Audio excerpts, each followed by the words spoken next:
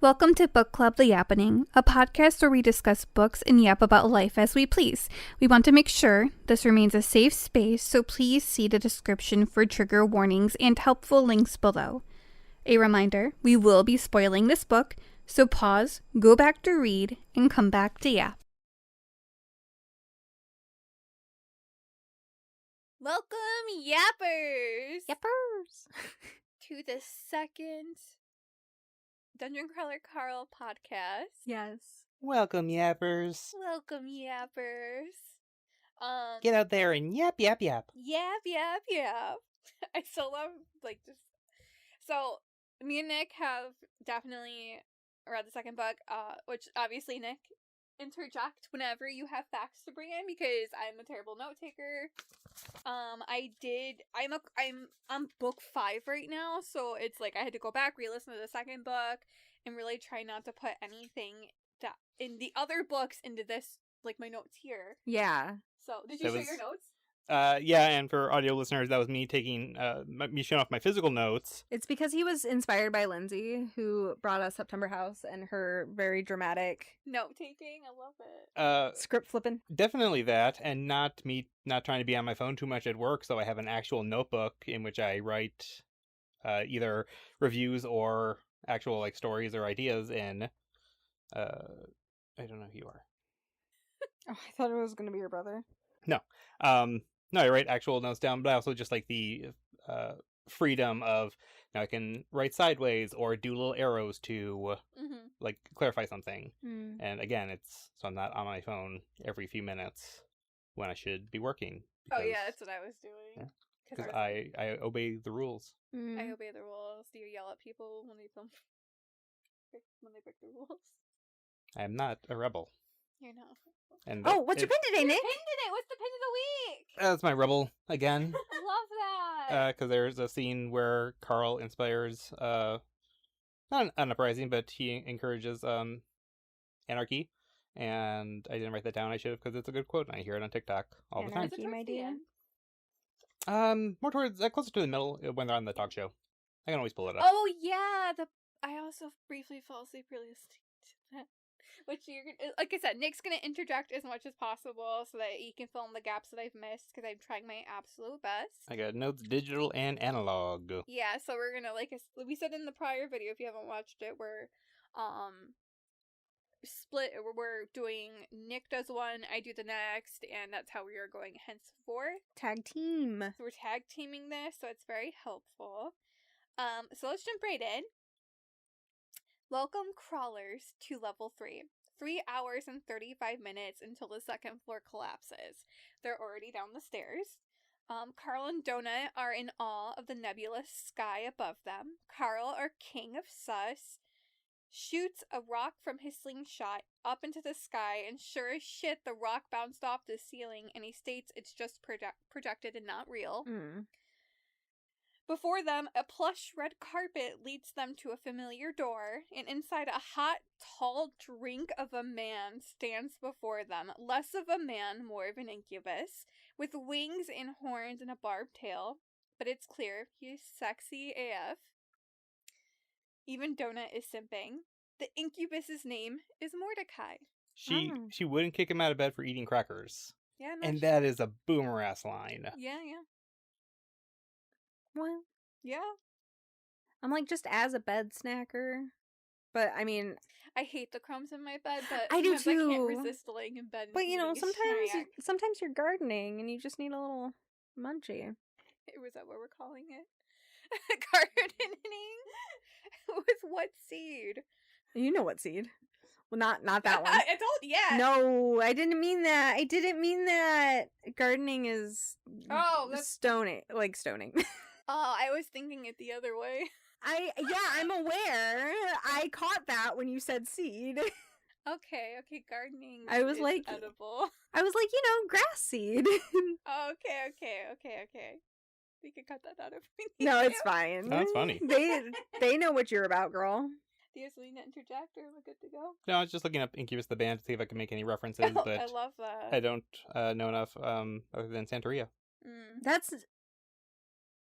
Yo, was that a joke? Yes. Okay. Was it really? No. Incubus does not sing that song. I don't know who Hang on. Pause for factual checking. No, I know for a fact it's not Incubus. In my defense, it is widely known that It's Sublime. Sublime. Okay, I kind of missed. I grew up during the mid 2000s, but I kind of missed most of the like emo pop punk phases most people had. So I truly don't know the difference between Fall Out Boy and Panic at the Disco. Okay. I mean, I definitely, obviously, from the blue hair and piercings and stretched ears, no one is surprised that I was definitely an emo kid. But yeah, like Sublime was like a little bit before me. Just a little tiny bit, but I was in it. But like Incubus was solidly in middle school, but I very much enjoyed them. Okay. Like middle school freshman year. Apologies to music heads out there. I can't be a fan because I don't know if I know Incubus. But anyways, You do. I am sure I could play a song, and I'm sure you would know. But that's beside the point. But as you can tell, Mordecai now looks different. He is very smexy in his suit. Do you know what Mordecai was in the first book? Like originally, or his different forms? I know what his true form is, but his first form that Carl and Donut. Ratman. Ratman. So yeah, Ratman to hot ass Incubus. Well, Ratman to Bugaboo to hot ass Incubus. There you go. What the fuck's a bugaboo? He's kind of a bear thing. I'm gonna say, remember, like you read the book as much as we have. He looks like that Chinese sun bear that looks like a man in a bear costume. I do recall that happening because then I brought up the court case. Yeah, that's to them that's a Bugaboo. Oh, okay. Okay. That's fair. Rat to Bugaboo to Incubus. So yeah, the Incubus is our beloved Mordecai from the first book, our dungeon guide, our shape-shifting king. So they basically go into a room with Mordecai after they see that Mordecai is the Incubus in front of them, and he unbuttons his shirt, loosens his tie. He's been waiting for them for a couple hours. He's like me. He's uncomfortable in a suit. Yeah, he doesn't like. So he's like, I gotta get out of this, but not for any. The bear suit. The sure, the bear suit. just the suit as an Incubus. He's all debonair. Yeah, he's in like a 3-piece basically. Whoa. But he's like, I don't like this. That's so many pieces. Mm-hmm. Yeah. He's looking fine as hell. This is where they get to choose their race and class.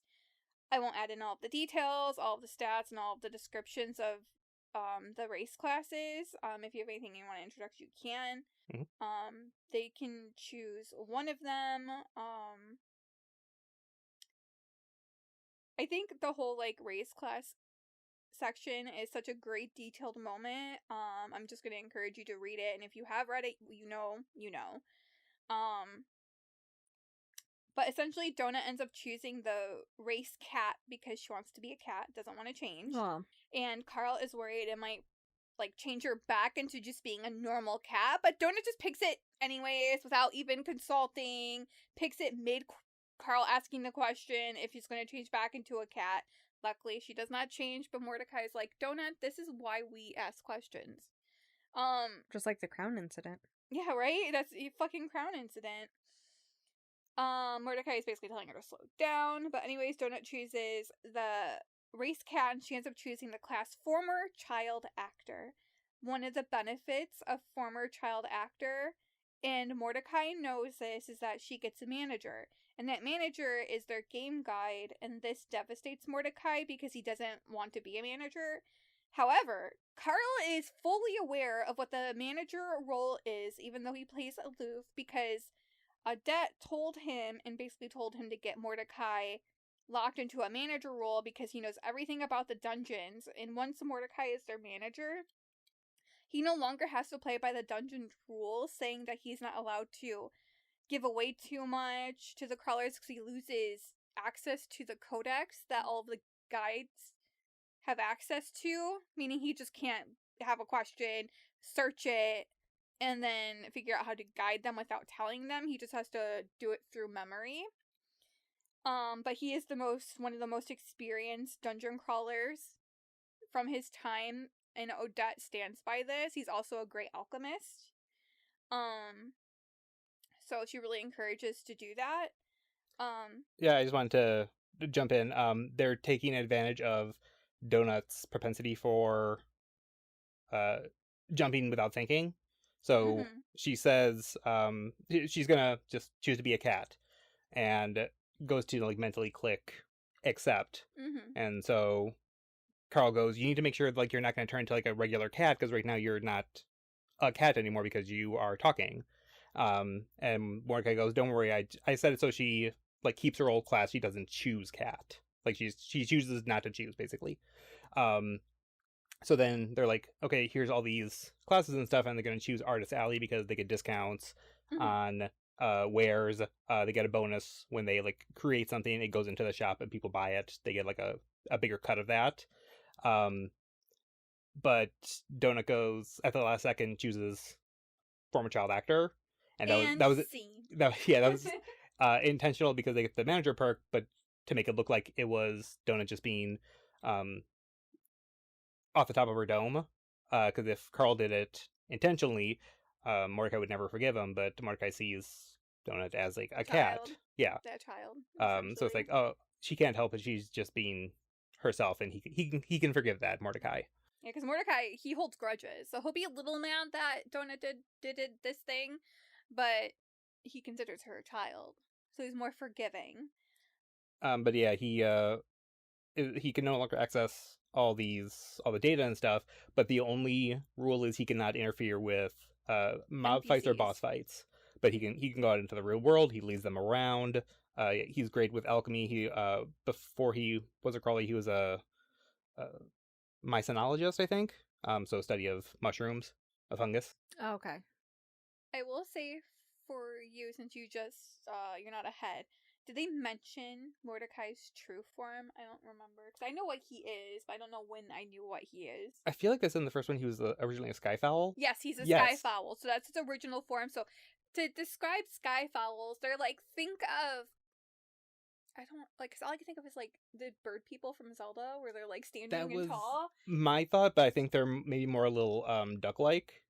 Probably, because like in this book they mentioned the skyfowls have like hands, but they're like on the tips of the wings. I don't know if it's like this wing or like the shoulder part of the wing. I think it's like how an anthropomorphic, like someone from Zootopia would like handle things. Okay. They can grab things with their feathers in a way that is unnatural for birds to actually do.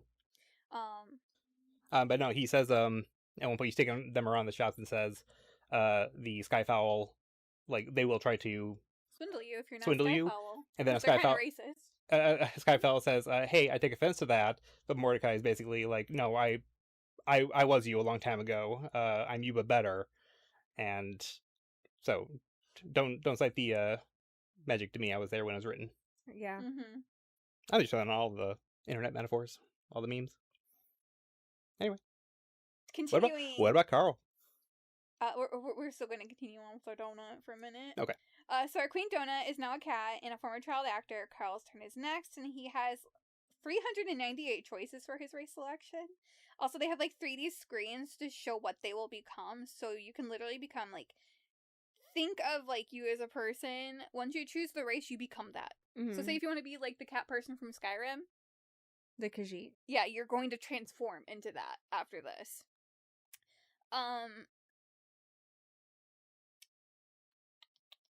They have to be very careful because they still have to think about their viewers. So anything unsightly, for example, like a goblin, they're not going to want Carl on their TV shows because they don't necessarily like that race. A lot of people don't. They're not TV pretty. Not TV pretty. And a lot of people don't like them. You can't go into certain places because of it. So this is one example where they have to be very conscious about what race they're going to pick. A lot of it is because that's one of the first things that they present to Carl is like, this would be like the best for your stats. But he's like, ew. They go through the options. Carl ends up choosing the primal race. The galaxy considers them gods and like the boogeyman of the universe. They're basically the fable that mothers tell their children to scare them into doing things. Long lost alien race that they can't even comprehend or picture. So he like does first of the universe. He stays a human because they don't know what the primals look like. So he skirts around it a bit. Like he's no longer human, but appears human. Yeah, so he basically gets to stay human. And like he gets a strength boost, dexterity, Yeah, charisma. Yeah. No, he lacks charisma, which Donut makes up for. Yeah, so they get like a bunch of good stats. I think there's one thing where Adet told them to get a Pathfinder skill. This one doesn't have quite a Pathfinder skill, but it has something close enough. So his race is primal. He chooses compensated anarchist because our king loves to blow shit up. Okay. Which helps with like the explosions and stuff like that, like his bombs and yada yada. A few things to know about the third level of this dungeon is that it's the size of Arkansas. It has multiple villages. They have no names to these villages. It is tiny, medium, large. It is also called the Overcity. The whole area is just called the Overcity, I think. Yeah, so there's 6 levels because we had mentioned in the last one that 3, 6, 9, Dan, you find 12, 15, and 18 are all interconnected story-wise. So basically every time they reach one of those levels, they move like a level down within that system. So it's like 6 levels of Skyrim going down to a new level, and then a level beyond that, then a level beyond that. So they're moving down as they go. Mordecai mentions that like you're literally moving down into the earth. And he mentioned something about a volcano. I think the entire this like land is inside of a volcano, so it's probably gonna get like hotter, darker. Yeah, and he says weirder. That's a problem for later. Essentially, some other floor. It's me as I get older. It's a problem for later. No, hotter, darker, weirder. I mean, mine works too. that was. I don't know. Did I mess something up? No, you're good. Okay. The prompt for future Carl. But yeah, Mordecai does say that the large cities have the best trading outposts and try not to trade in the current city that they're in. He directs them to a city over yonder that will have it better. Like you said, he can leave rooms and walk through them around the dungeon. Also, a downfall to this is that every safe room that they go into, that Donut goes into specifically, Mordecai will be teleported into it unwillingly. Our king doesn't love that. And he doesn't love being a manager. He just wants to be a guild master in his level and only has a couple more floors until he gets to be free, I think. I think once he gets to the 4th floor, he technically can leave. Like, he's free from his servitude. Yeah. So, another thing to know about the NPCs, Mordecai tells us that all of the NPCs in the village in this floor are made by Boren. And they are, all living creatures, and their memories get wiped every time a new season starts of Dungeon Crawler. They're living organisms owned by Boren and can't leave the dungeon at all. They have very strict laws about it when it comes to the NPCs. Another thing to know is that tourists from the galaxy do travel into the dungeon for funsies, and a lot of that is on the 18th floor where they can drink and gamble and have fun. However, no crawler has made it to the 18th floor yet. So Mordecai can't really talk to them about that. Mordecai, I have no idea. No idea. Mordecai does warn them before he leaves the party that there is no stealing, no killing NPCs, no hurting NPCs, not doing anything law-breaking because there is no prison. It's just a death sentence, and you can't even bribe the guards with gold. Because, Skyrim, I'd be just take my gold. They continue to talk more about different floors, but again, I'll leave that out because listening to the book is literally amazing. But if you want to add things about the other fucking floors, you can. Didn't need to swear there, but I did. Oh no. Shit. What do we do now? What do we do now? God damn it. God damn it, motherfucker.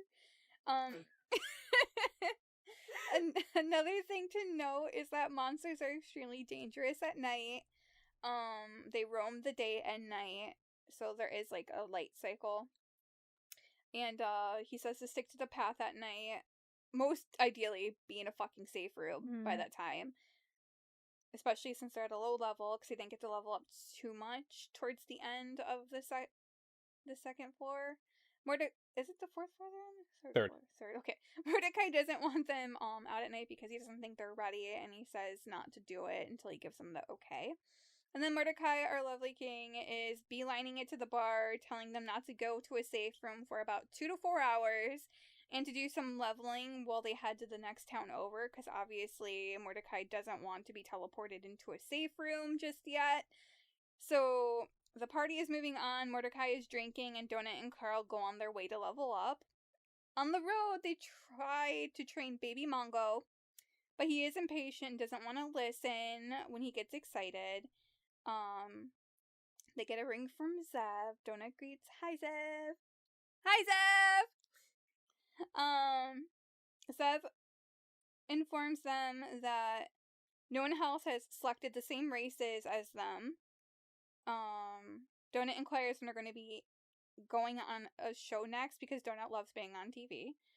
Zev tells her the floor is about 8 days, but they already knew that because Mordecai told them, and so did the AI after the second floor collapsed, informing them that she's working on a deal for the 4th night, and it's still to be decided. After the call, Donut has to ask Carl what a cat girl is, and what the hell a werecat is, and it sounds like werecats need to learn to commit.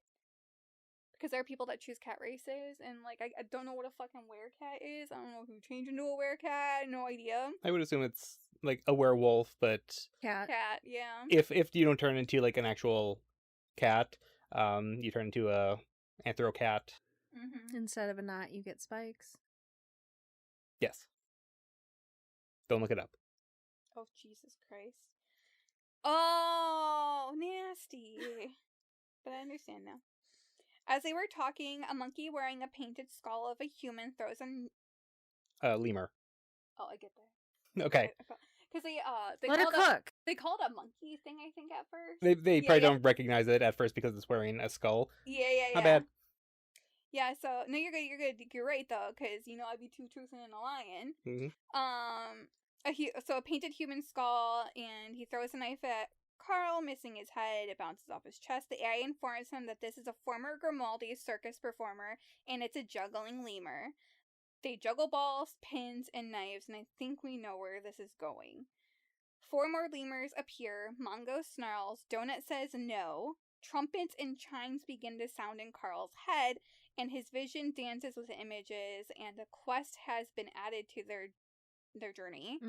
Their goal is to find the ancient Grimaldi circus, and to end it, they try to call Mordecai to see if this is something they should go do or not, because they never really explained quests at the time. Like, they knew they existed, but didn't explain, like, the importance of them. And Mordecai messages back that he should go and try to figure out his face, because Mordecai is currently shit-faced. It's been 20 minutes. It's been 20 minutes. Honestly. Incubi are weak to alcohol, though. And really weak to alcohol. He's like, oh, I can leave because I couldn't normally as a guide. I can leave now? Cool, I'm gonna go have a drink. Oh shit, I'm an incubi. Oh. Also probably more forced to managerhood. He's messaging them, figure out your face, but then it might have just been an accident. Stupid brother, mom always loved you more. Well, who's the dead one now? Yeah, he does say that. It's so fucking funny. Whoa. Because there's way more to it. I love Mordecai. Listen, Mordecai is my pansexual dream. Okay. I fucking love Mordecai. Every version of Mordecai so far. I think, Katya's probably also your... I love Katya! We're gonna get to her. She's my queen. She's my everything. I'd marry Katya. Mordecai is your pansexual king. Katya is your pansexual queen. Yeah, blessings. Katya. Oh.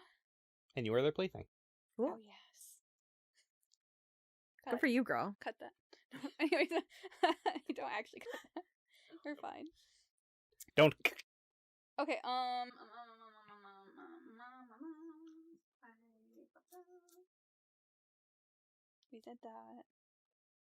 we did that. Okay. There's a safe room nearby that they can see, and they start running to it. Oh, they were saying something. Carl pulls out a boom jug to throw at the lemurs, and then suddenly a giraffe is running at them, covered in lemurs. After a few more turns, Carl tries to cast fear because Mordecai tells him to cast fear more because it becomes a powerful spell later on. However, AI informs Carl that scary creatures are immune to fear, and a slender man crowned at 11 feet appears. They like to make balloons out of intestines, and the AI states that they run their asses straight. Oh, but wow, I worded that weird. So the AI states that the clowns like to make balloons out of the intestines. Oh. Yeah. So Carl and Donut run their asses straight to the safe room. It looks like this one actually looks like a tavern, and unlike the other safe rooms, it's styled like a Renaissance festival pub. There's only 5 rooms. They have to actually purchase their rooms this time, but it's okay because Carl and Donut both have like 10k in gold together. Mordecai poofs in with his pants down, 2 women and their grandmother in front of him. Mordecai claims that there's enough of him to go around and that their gram should start first. The woman at the bar tells Mordecai to sheath his sword because it's a family establishment, and he yells at them that they weren't supposed to go into a safe room. It's only been 20 minutes. Incubus are weak when it comes to alcohol, so he got drunk very fast. He ends up throwing up and passing out on the ground as he's getting dressed, and the person behind the bar asks if that's their manager. Carl says, yup. She says, you're so dead. Carl says, yup. Also, Mongo is growing quickly. So every time Mongo levels up, he's turning from his baby velociraptor, and he's just growing into his size every time he levels up. So Mongo's growing quickly. He's becoming jewel-toned. He's level 3, nearly doubled in size. They open their loot boxes while Mordecai is snoring in his own vomit. Again, I won't list all the rewards they receive, so if you have any rewards listed out, by all means. Yeah, I don't know if this is now or later. I think this is when they get the cat tree and This is the cat tree. and a scented era. candle. Donut gets that. Carl gets a complete set of Louis L'Amour books, which Yep. are like Western pulp novels Mm. that his dad had.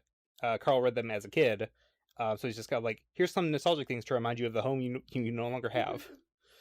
And Donut wants the cat tree to be put together, and Carl says, later. Yeah, later. So he Aw. pushes it off. So,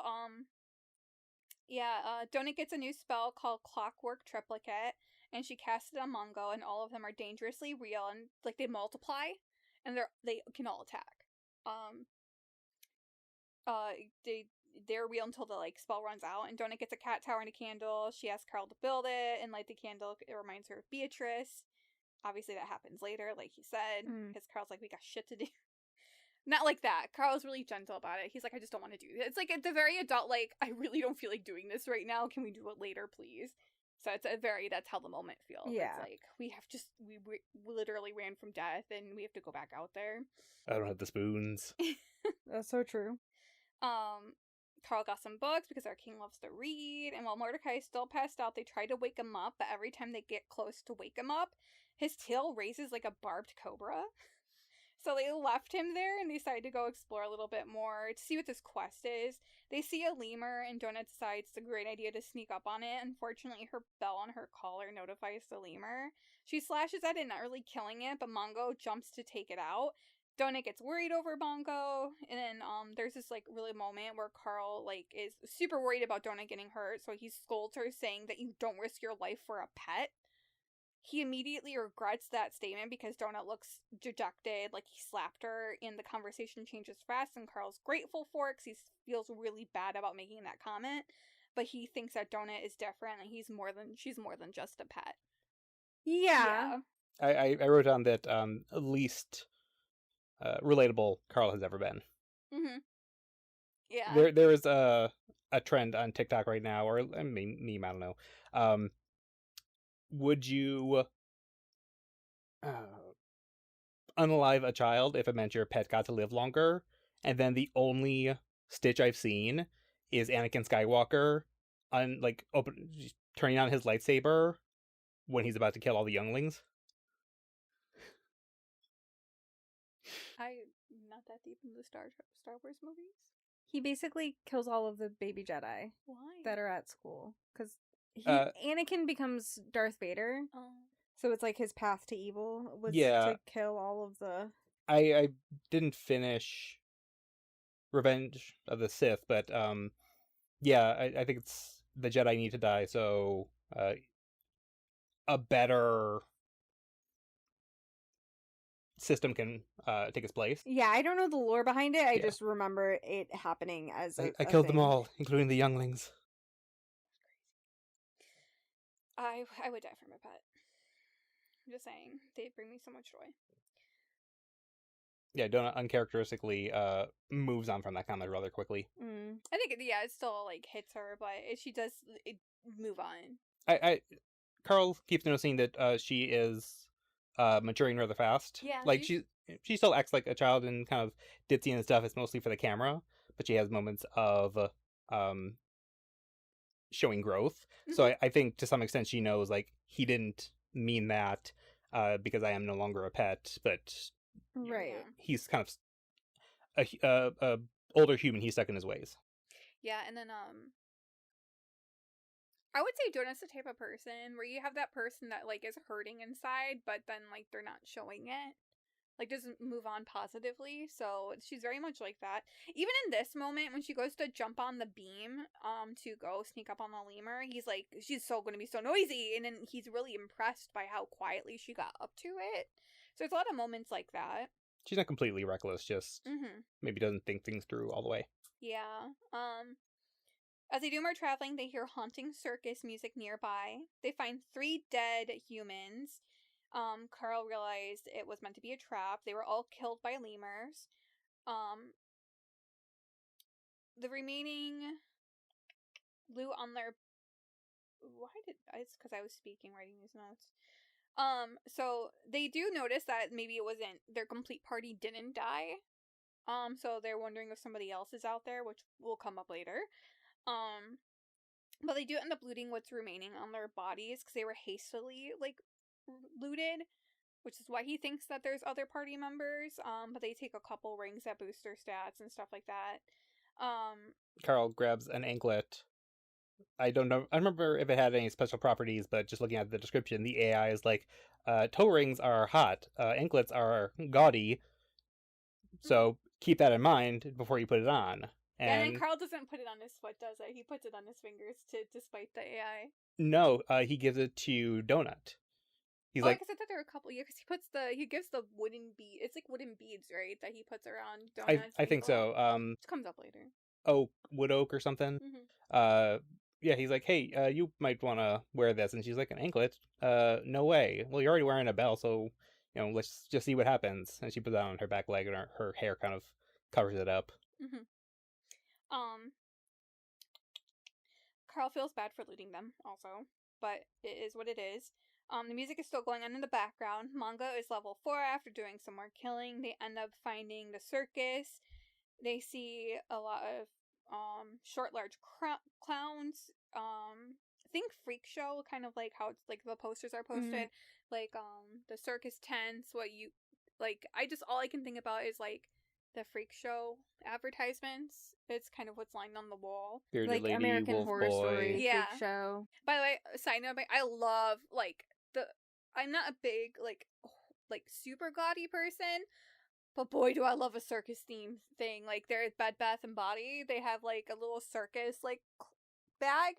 I love that shit so much. I knew better than to buy it because I'm like, I'm never gonna bring this out in public, but I would love to. But love circus themed stuff. Anyway, side note. What? No, just Nick's face. It makes me happy. That's good. That's good that your husband makes you happy by looking at him.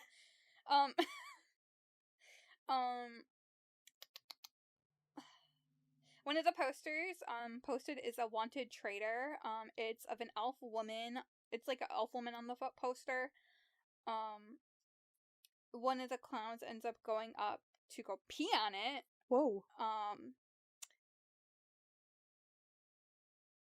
I forget what it was, but it's just one of Grimaldi's circus members that's taking a piss on it.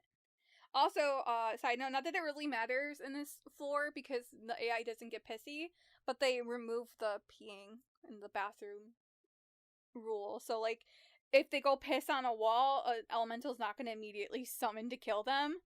But they're like, please don't make us regress. Like, we're going to remove this rule, but please don't make us go back to it. That's crazy. We're going to trust you now. Don't ruin it. Wild. Many descriptions later, Mordecai chimes in, and he doesn't seem to remember anything that happened from being drunk. They explain the situation they're currently in. Could you raise your hand? Yeah. Oh, sorry. Go. No, it was truly nothing because Mordecai messages in and Carl goes, "How's your head?" And Mordecai goes, "I haven't had any come." Wait, what?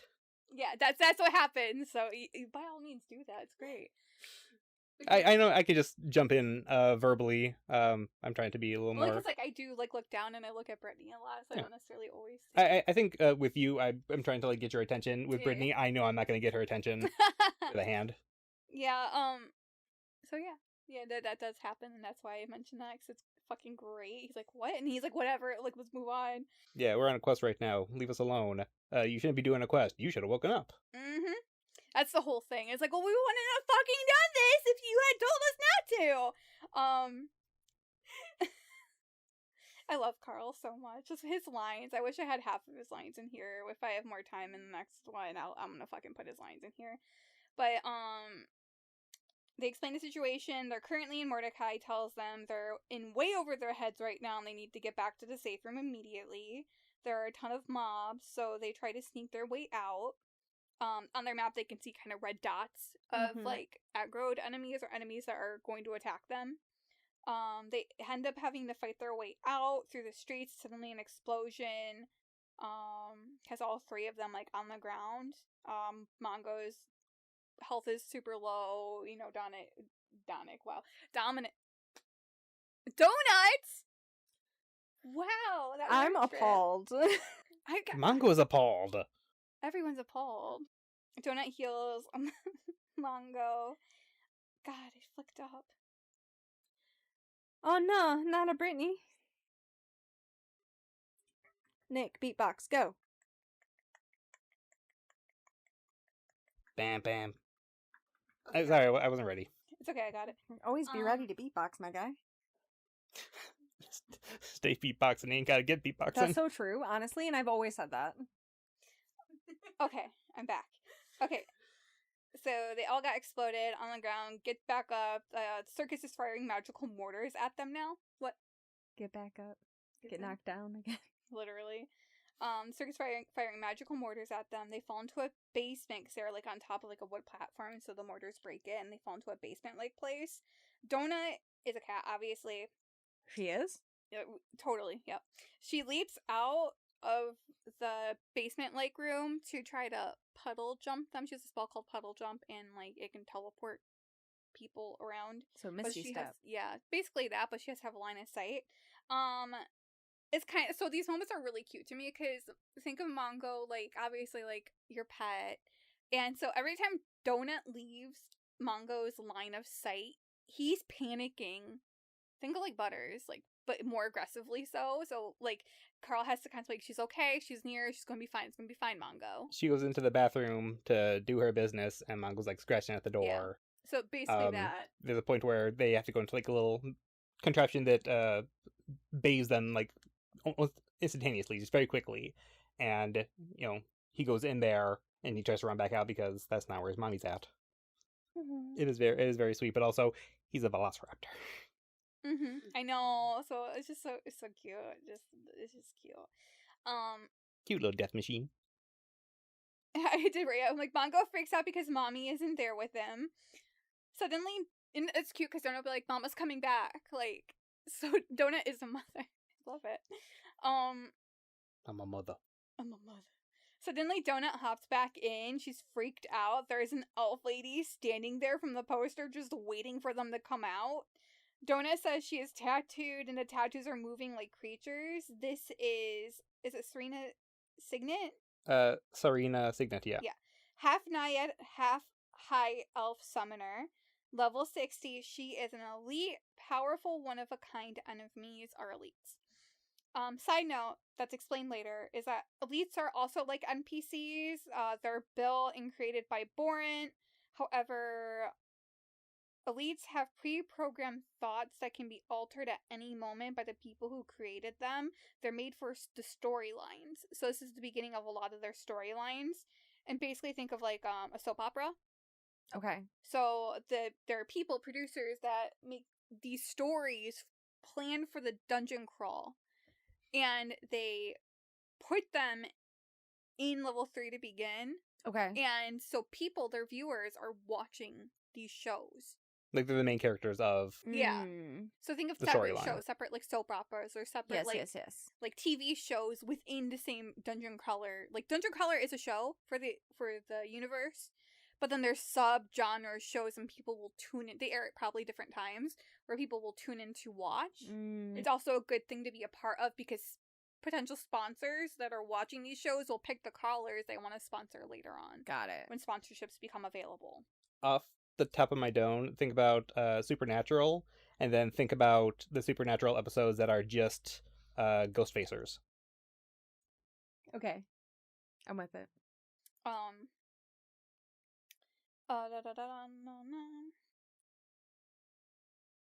So when the elites, when the floor collapses, the elites continue that story during another floor. I forgot the actual number. They do state it. They jump down to the 6th floor, and things will play out while crawlers are on the 4th and 5th floor. Mm-hmm. So like stuff will be happening. Yeah, so people can still watch that TV show while the crawlers are still going down. Mm. So it's like and then they will cross back over again every time it goes down. And then there are situations where if dungeon crawlers are showing signs that they might mess up this pre-planned storyline, they'll try to end the crawlers quickly. Because if you kill off an elite on level 3, that's your show's done in the middle, like the first couple episodes of season 1. Yeah, okay. So there's a level of improv. There's a level of characters interacting to influence each other, but if you go in the wrong direction, and end of scene for you, crawler. Yeah, and it's expensive to make these shows too. Because imagine you're making a whole creature for the show, like a living creature. It's not a robot; it's a living being. Which I will state this now because I don't think really Carl touches on it too much in this book, but it is mentioned that like once you figure this out, Carl even has like heart for all the NPCs and stuff like that, and the elites and stuff because they're living, even if it's not underneath their own control.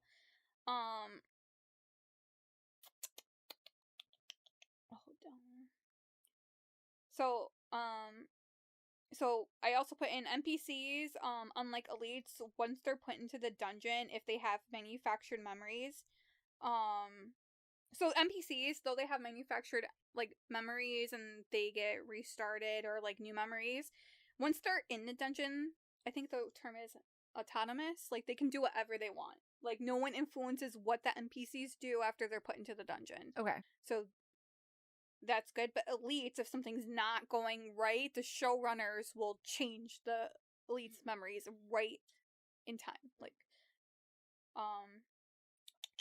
so they do end up going out to talk to her. Carl is suddenly very excited. He's very attracted to her. She does have horns and tells Mordecai immediately. Because Mordecai makes a mention earlier that don't talk with any girls that have horns, because most likely they're probably like...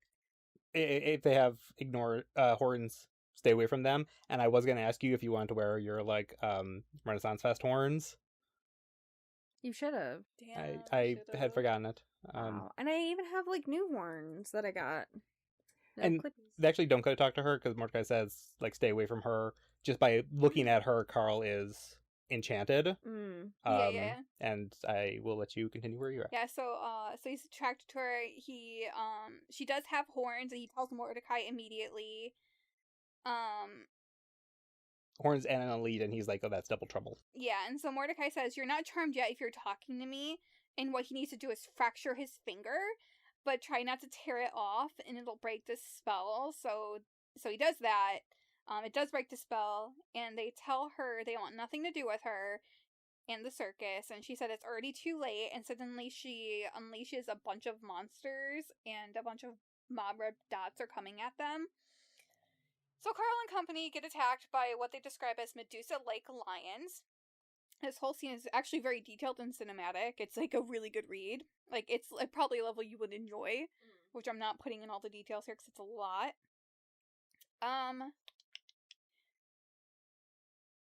So part of this is... Sorry, why did I do this? It's because I did not edit this. Oh. Anyway, so Signet, she has a sacrificial spell that's going to give her the ability she needs to go attack the circus with an army. Because her tattoos are moving and she can pull them off her body to make the army that she needs. So the only way she can actually do this is by taking one creature that she captured, I wouldn't say capture, but that she has influenced to kill another person.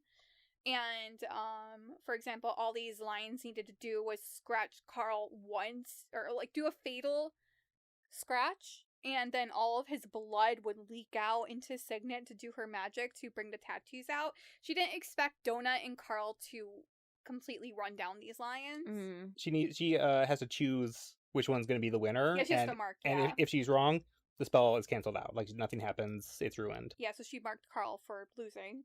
And it doesn't happen. She's very surprised by that. Yes. And I will say that Jeff Hayes has a very sexy voice for Signet. It is very surprising. It's really sexy.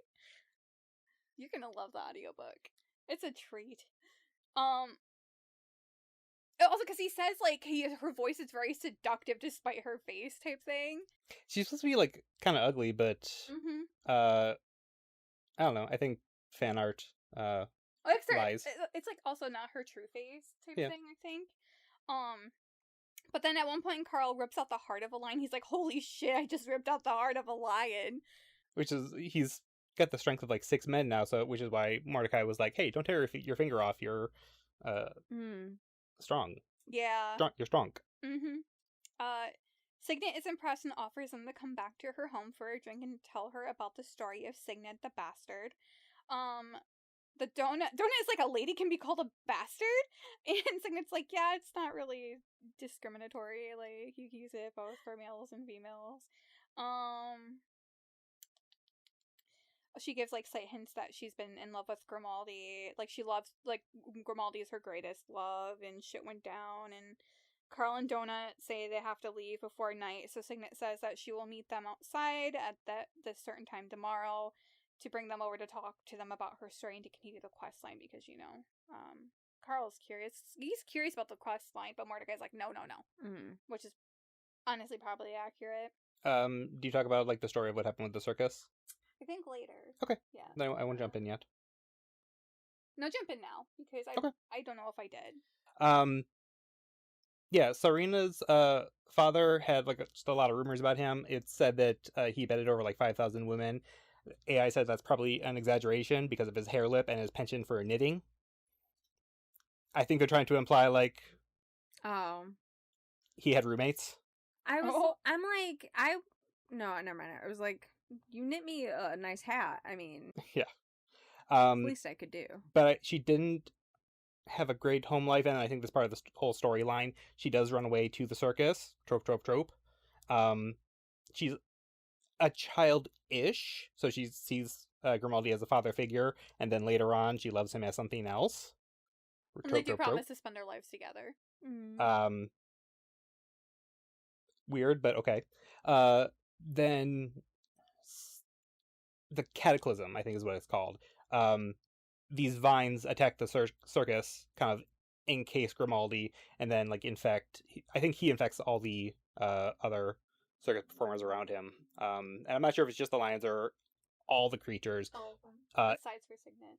If they're killed, the vines will return to the circus, and it's like they regrow. So, like NPCs, you know, you bringing them back with the same memory is almost the same. You go back to the same area, and, like, they're all doing the same thing over again. Like, no matter how much you attack, you can never, like, truly defeat them. But yeah, Signet is the only one to escape. Yeah. And so she has to attack it. She has to kill it to save the ones she loves, especially Grimaldi.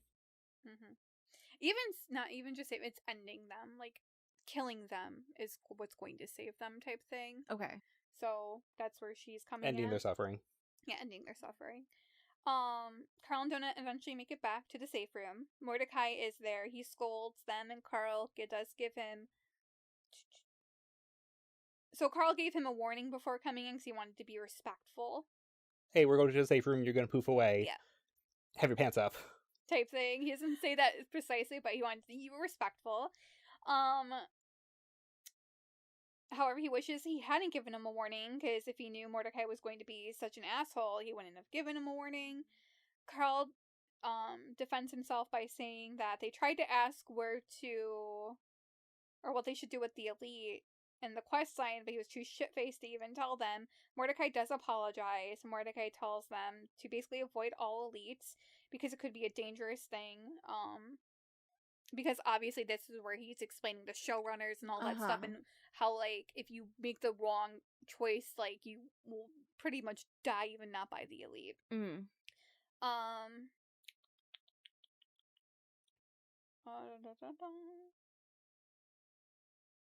Yeah, so I did do that. He explains the whole elites versus NPCs in this moment. And there's a lot of details.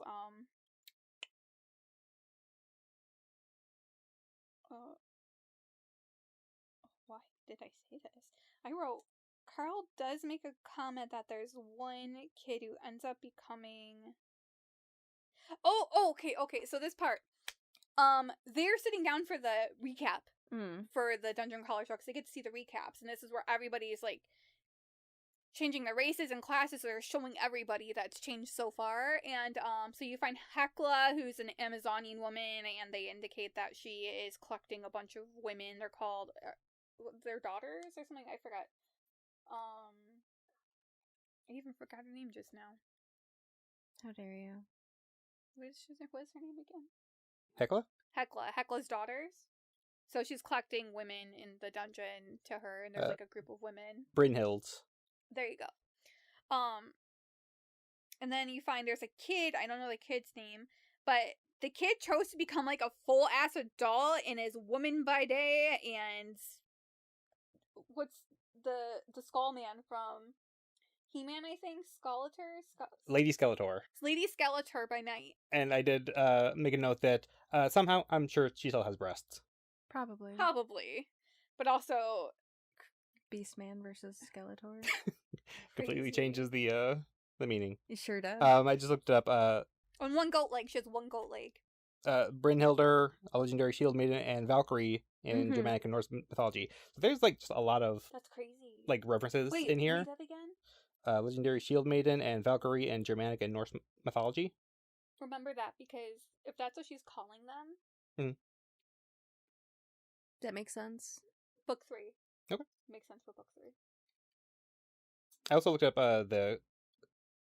just jumping ahead, the Kresu. Those are like also, I think, Vietnamese or maybe Filipino folklore. So it's not like he's pulling things off the top of his head, nor just pulling from D&D. He's pulling from like actual like legends and stuff, which is super cool. By him, Matt Dinniman. Yeah. I figured. So there's that. They do end up renting a room for the night for themselves, and they also rent a room for Mordecai, even though he just goes to the fucking bar. I don't know why I didn't put it there, because I'm pretty sure... I think this is the night that Carl ends up building the cat tree for Donut. And so when he's going to go simmer down for bed, he lights the he blows out the candle, and he can tell that Donut is pretending to sleep. She's just trying to feel familiarity of home. But then when he wakes up, she's right back on his like chest and neck, because that's how she likes to sleep when she's scared and stuff. So there's that. That's like the cute moment. Oh, I wrote it right there. I wrote it there. I said, Donut left the tower. Curled right up underneath his neck, her usual spot. Mongo also is nestled on top of Carl's legs in the middle of the night. Oh my god. So it's literally just the cutest, like, fucking scene ever. I bet Carl's like a cripple now.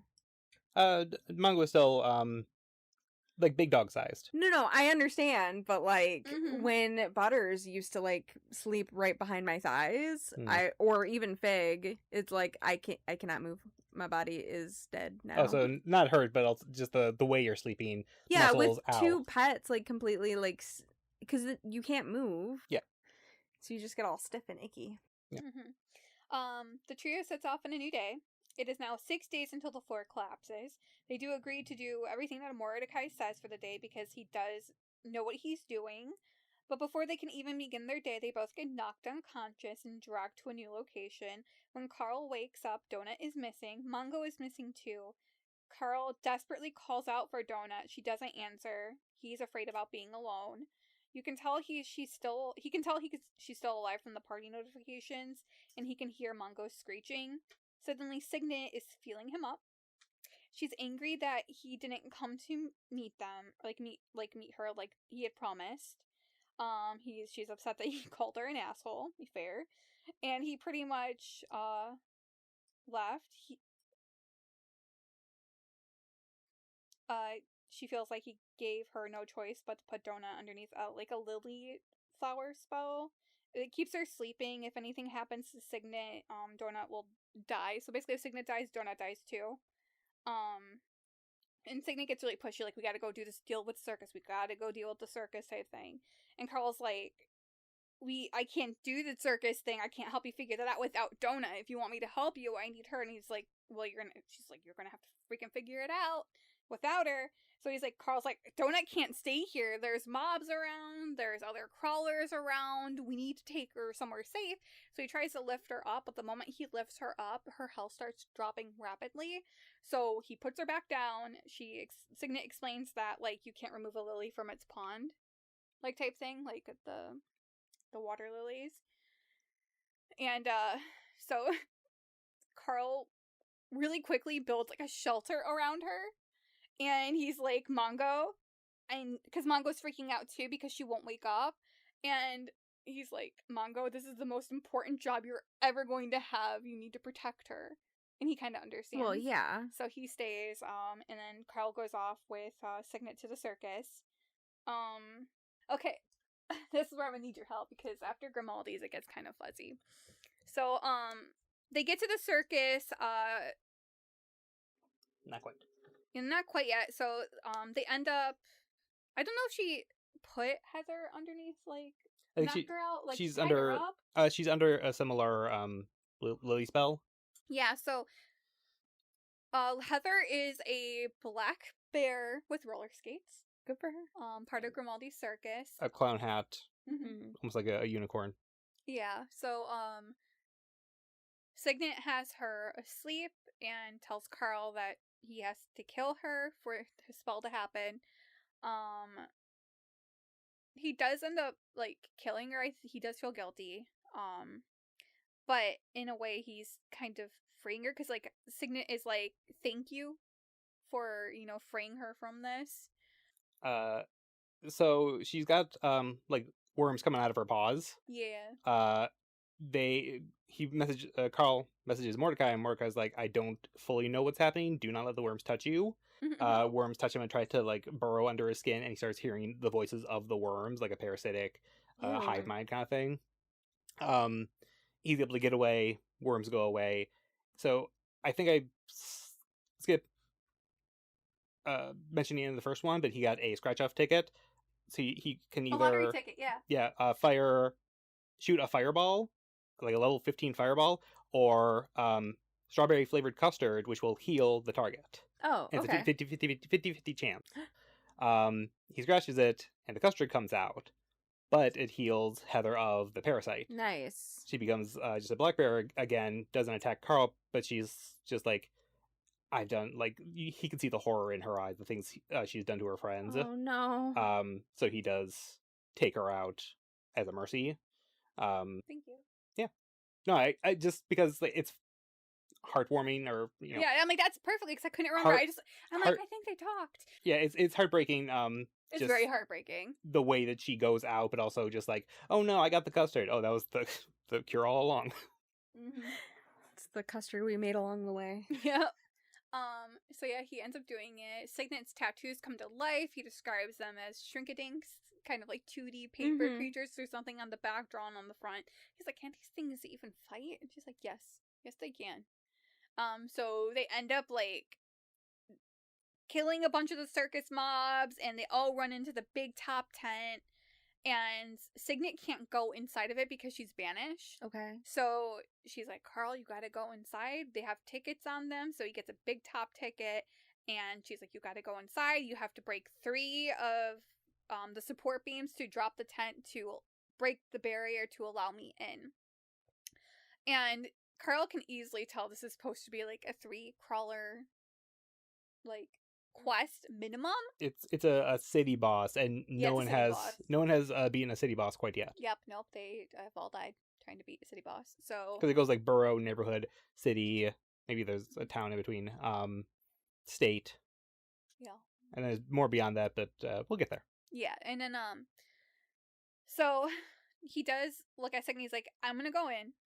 If I die, you have to promise to let Donut go. And she's like, I promise.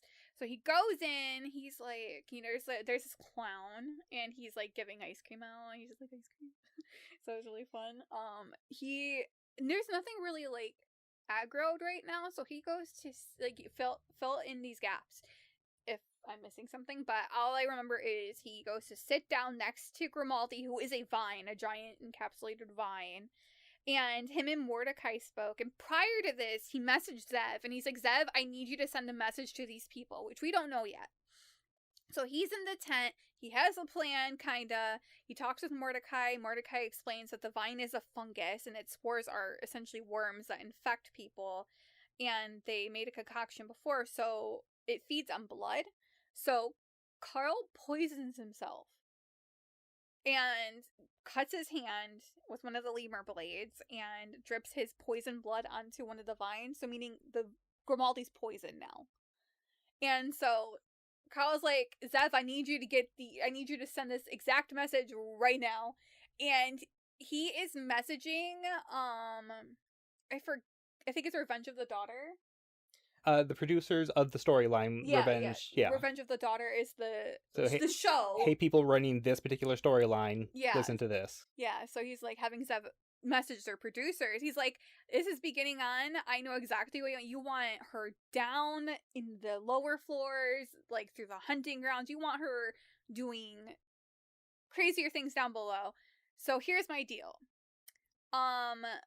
Find a way essentially to get me out of this, like, type thing. Like, make it easy for her to get in here, I think. We know you as producers can't influence it, but if I get out of here, I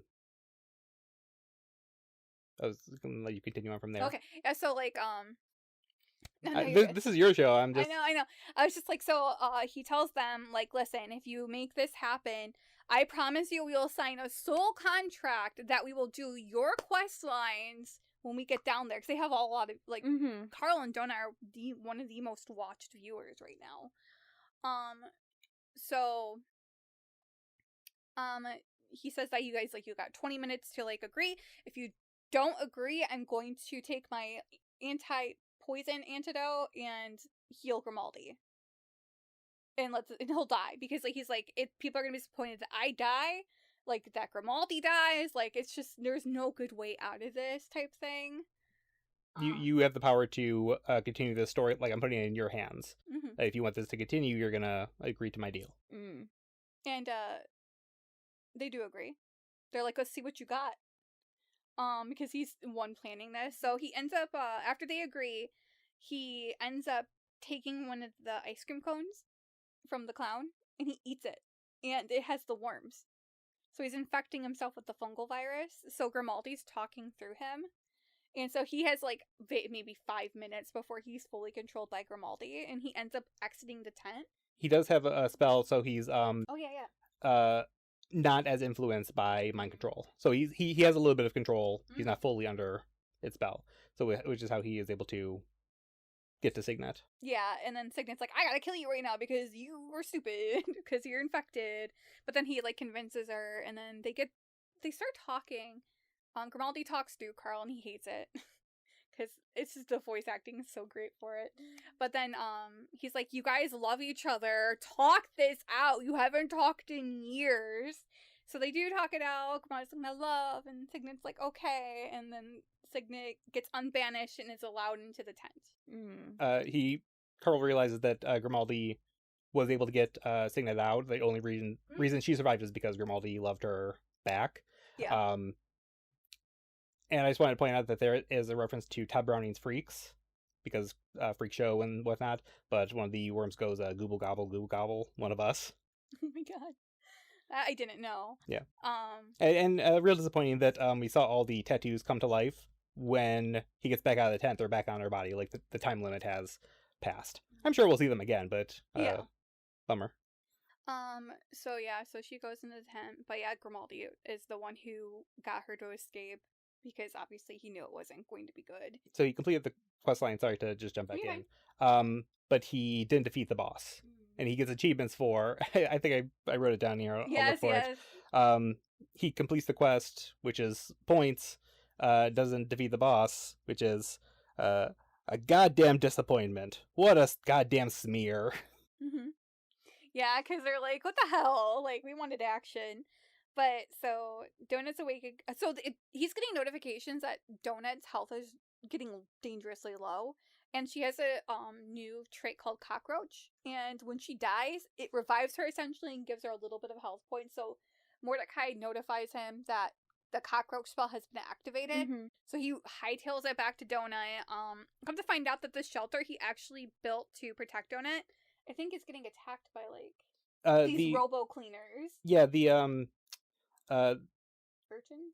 Yes, sea urchins. I think there are rats in the first one, and whatever the grub were in the second one. They're the cleaners of the floor, so they clean up the dead bodies to make it not littered with corpses. Yeah, and like anything else, like scrap that's left behind between crawlers, they're little sea urchins that like do it. But since Mongo is trying to protect Donut, Mongo is attacking, so the urchin is just stabbing them with their spikes. I actually thought I thought they were street urchins, so like kind of children-esque. Yes. They could be sea urchins. Right. I don't know. I'm thinking sea urchins. Now I'm so curious. My brain was like sea urchins because of the spikes. Yeah, when you that initially said would make more urchins, sense, actually. Like I was Google like, this now. Hold on. I also immediately thought children. Well, I think also my in the first book review, I said I have a lesbian wife and 2 street urchins at home I need to feed. That's so true. Spiky janitor mobs meant to consume corpus and debris. Okay. Yeah, so I think you're right, because they call them street urchins, yeah. Or are they street urchins? Also, just to jump in while she's looking stuff up, Carl is, he has a... Yes? Sorry, they look like knee-high tumbleweeds covered in 15-inch black spikes. There we go. So that's where my sea urchin idea came in. Carl has, a chip on his shoulder against the circus because one of his few good memories he has with his mom was when she took him to the circus when he was like 4. The smell of the cotton candy, the popcorn, all the plastic, and the wood that's been like used over and over. Like, it's just such a comforting memory for him. Also, he drops his hot dog on the ground, picks it up, and eats it. So it's such a touchy memory for him, but then looking around at this nightmare, he's like, you have you've tainted this memory. So I'm like extra pissed now. Yeah, so like another side note, because I did write notes for that, where it's like, because to put a little bit more detail into it, it's a time when his mother had temporarily separated from his father, and they went to southern Texas. I believe that's where her family's from. And she takes him to a carnival, and it's just one of his fondest memories. And it was until their dad came back and found them and dragged them away from Texas. Another thing, what was the other thing? They had gotten 2 trees, like little baby trees from the circus, because that's what they used to hand them out to people who visited. And they planted the 2 trees, and his mother said to him, all it takes is a seed to make something like grow, basically. And years later, when he's an adult, after both of his parents have passed, he went to go look at his grandparents' house, because that's where they planted them, because it's no longer in the family. They sold it after they died, so he no longer has ties to it. But he sees these 2 trees have fully grown. Aww. So that's where that memory goes. So it's so sweet. But anyway, so he hightails it back to Donut. He clears the mobs. He can't heal Mongo. I forget why, but then Mordecai gives him a concoction to heal him. It needs to be you could use the regular healing potion because he's a pet. Okay. It needs to be a pet heal, but because Mordecai had gotten the barkeep drunk. Oh yeah. And gave him a potion, so he passed out. Then went into the back. All the NPCs get a newsletter because they don't have access to like that codex. Mm-hmm. Here are some new patch notes, basically. And he doesn't get those either, so now he has to steal these newsletters to read them. He also steals a bunch of herbs so he can like create potions. Yeah. And again, the only rule is he can't like help fight against mobs and stuff. He can steal ingredients and make potions and stuff. So yeah, so he gets that. He heals Donut. And he's just, like, kind of cradling her at that point. She's like, what the hell did I miss? Like, I'm awake. Like, what the hell? I boosted, like, how many levels? Why are you higher than me? Like, what did I miss? Type shit. And there's this very cute moment at the end of that chapter where Kyle's just so relieved to have them both safe that he's like, this is my family now. Like, everything else is gone. Bee's gone. Like, everyone's dead, but my family is right here. So I'm like, Yeah. oh, Carl! I almost cried like twice during Aw. that scene because it's just done so beautifully. Like the scene. Oh Yeah. And then okay, this is where I'm gonna need help because this is where my notes like officially end. So I know they leave that, and they do end up going on that show. All right, I'm hijacking with information. Yes. There's probably a word for that. Okay, so they get back to the safe room. They go to a different town, so they see like the Desperado Club. Carl and Donut both have a pass. They got from one of their early boxes, and they got a coin. They're rich. And Desperado. Yeah, one of Carl's rewards is like a 10,000 chip coin for the club. And Donut is excited. I've always wanted to go to a club. I need to dance and drink Dirty Shirley's. Mama needs a night out. Yeah. Good for her. So they go to the safe room and open up their boxes and stuff. That's where you find out Carl gets like an achievement for Yellow Belly Chicken Shit for you didn't kill a boss, but then he also gets like a pacifist loot box. Oh, is Ellie in the Desperado Club? Ellie? I don't think so yet. Okay, yeah, continue. Almost. Donut gets fang caps that don't quite fit her, but they do fit Mongo. So Mongo clacks his teeth and electricity shoots out. Nice. Oh yeah, he gets electricity teeth. It doesn't hurt him, but he freaks out. Like, what the hell is that? And then he has fun with it after that. Carl's like, okay, we're gonna do some shopping soon. First thing I'm gonna buy is pants. Now let me open my loot boxes. Oh, he really needs fucking... After the urgents, he's like, I really need fucking pants. Oh yeah, sorry. So yeah, he's like, I really need fucking pants. And Mordecai is dying. I fell asleep waking up to Mordecai laughing his ass off. Because he's like, you gotta stop asking for the things that you want. Carl gets an upgrade. It'll randomly upgrade one of his gear, and it upgrades his boxers. So, it's called free balling, 100% buff to attack originating below the waist, and all skills from below the waist train 100% faster, so long as you're only wearing one layer of clothing. So he can't put on pants now because he loses that buff. It's a really good fucking buff. He could just lose the underwear, right? And put on the pants. No, he needs the underwear. You said one layer of clothing. Don't jump ahead. Yes, but it already gives him like a plus 2 his stats, so he'd be losing like double the amount of stats, double the buff, in the buff. The heart boxers are staying, baby. There's 649,000 crawlers left. I just like to know like how many people have perished, died. Yeah. Dungeons. Stores don't have unlimited money, so they need to visit 5 stores to unload everything that they have. Relatable. Yeah, they go to the Desperado Club. I think there's like a shop or just like a chill area, more the club area, music pulsating. But they can draw a circle around their head and they get like a bubble where they can speak to each other. Yeah, and, so it's like quieter. Yeah, it's what everyone, half the people in the club want, is to be able to communicate with each other easily. There's different levels. There's the casino, the hunting grounds, Guildorama, which is rogue-themed guild rooms. So some of the more like sneaky, unsavory guild meeting places. There's a level called Bitches, which is a strip club and brothel. Penis Parade, again, but for men. At this, like, on the third level, you're basically in the slums. You'll get shanked either way. Mm. Jobs, we can get Quest. Silk Road is the marketplace, and then restrooms.